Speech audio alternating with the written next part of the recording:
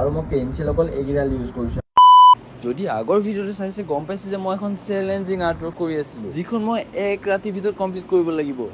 বিশ্বাস কৰক, মই 8টাৰ পৰা এতিয়া 10:47 হ'ল আৰু মাত্ৰ ইমানকণ কমপ্লিট হৈছে। আৰু মই পেঞ্চিল অকল এইকেইডাল ইউজ কৰিছোঁ আৰু ডাৰ্ক পৰ্চনৰ কাৰণে এইডাল অকণমান ইউজ কৰিছোঁ, যিহেতু মোৰ ওচৰত পেঞ্চিল নাই। মানে যিকেইডাল আছিলে একেবাৰে ক'ৰবাত হেৰাই গ'ল। এতিয়া মই এইকেইডালে কমপ্লিট কৰিব লাগিব, চাওঁ আৰু কি হয়।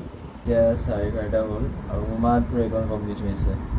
এতিয়া ভাবি আছোঁ যে মোৰ কমপ্লিট হ'বগৈ নে নহয় ৰাতিপুৱালৈকে। এইফালে 8টা বজাত যাবই মাহঁত। প্ৰায় এতিয়া 1:30 বাজিলে আৰু মোৰ ইমানকণ কমপ্লিট হ'ল। আৰু ইমান ৰাতিলৈকে কাম কৰাৰ পিছত মই মুখেৰে ভুল বকিবলৈ লওঁ। প্ৰায় এতিয়া 11:39 হ'ল আৰু ডিপ্ৰেশ্যন। কিন্তু হ'লেও নিজকে ষ্টিল কৰি ৰাখিবলৈ মই এইবোৰ এক্টিভিটি কৰি থাকোঁ।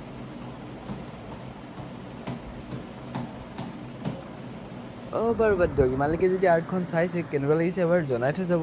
প্ৰায় 3:13 হ'ল আৰু মোৰ পৰ্ট্ৰেটখন আধা আধি কমপ্লিট হ'ল। কিন্তু এতিয়া মেইন ডিফিকাল্ট পাৰ্টটো ইয়াৰ চুলিটো কৰিবলৈ। এতিয়া মই ভাবি আছোঁ চাৰ্কল কৰোঁ নে গ্ৰেফাইট কৰোঁ।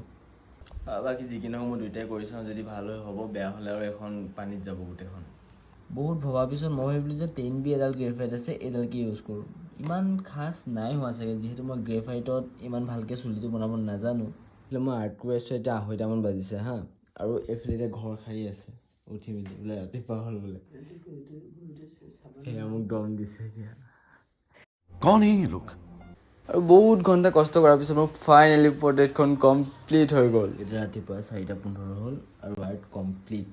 আনিছিলোঁ মই এখন ফ্ৰেম, কিন্তু এইখন ফ্ৰেম ভাল লগা নাই কাৰণে মই এইখন ফ্ৰেম লগাই দিলোঁ। মানে ভূপেন হাজৰিকাখন আঁতৰাই মেলি ইয়াত লগাই দিলোঁ। এতিয়া আকৌ এইখন ফ্ৰেমত ভূপেন হাজৰিকাখন লগাই ইয়াত আঁৰি দিওঁ। বাকী মোৰ এইখন আৰ্টৱৰ্ক বহুত ৰিয়েলিষ্টিক হয়। এইখন আৰ্টৱৰ্ক আৰু কেইখনমান আছে, সেয়া চব ভৰাই থোৱা আছে। বাকী কেনেকুৱা লাগিছে আৰ্টখন ক'ব কমেণ্টত।